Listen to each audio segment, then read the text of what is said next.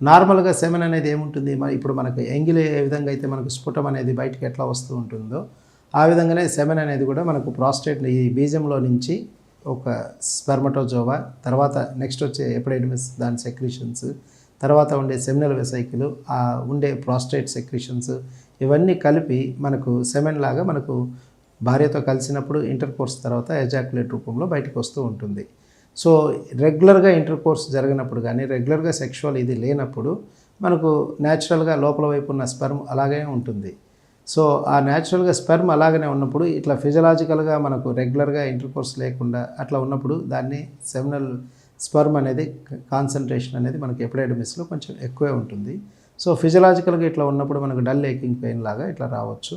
దానికి భయపడాల్సిన అవసరం లేదు. న్యాచురల్గా ఎప్పుడు జరిగినా కూడా నెక్స్ట్ ఎజాక్యులేట్లో వచ్చినప్పుడు మనకి కంజెషన్ అనేది తగ్గిపోతూ ఉంటుంది. పెథలాజికల్గా ఒక్కొక్కసారి మనకు బీజంలో కానీ సెమినల్ వెసైకిల్స్లో కానీ ప్రాస్టేట్లో కానీ ఇన్ఫెక్షన్స్ ఉండే అవకాశాలు ఉంటాయి. అట్లా ఇన్ఫెక్షన్స్ ఉండే అవకాశాలు ఉన్నప్పుడు పెయిన్ అనేది జరుగుతూ ఉంటుంది. ఏదైనా భార్యతో కలిసినప్పుడు కానీ అట్లా ఎజాక్యులేట్ బయటకు వచ్చినప్పుడు కూడా పెయిన్ అనేది రావచ్చు. అట్లా వచ్చిన కండిషన్స్లో మీరు యూరాలజీ డాక్టర్ గారితో చూపించుకొని పరీక్షలు అవి చేయించుకొని ఇన్ఫెక్షన్ ఏమైనా ఉందా, ప్రాస్టేట్కి సంబంధించిన ప్రాబ్లమ్స్ ఏమైనా ఉన్నాయా, సెమినల్ వెసైకిల్స్లో ఏమైనా కంజెషన్ ఉందా, ఇవన్నీ చెక్ చేయించుకొని దానికి సంబంధించిన ట్రీట్మెంట్ తీసుకోవడం మంచిది.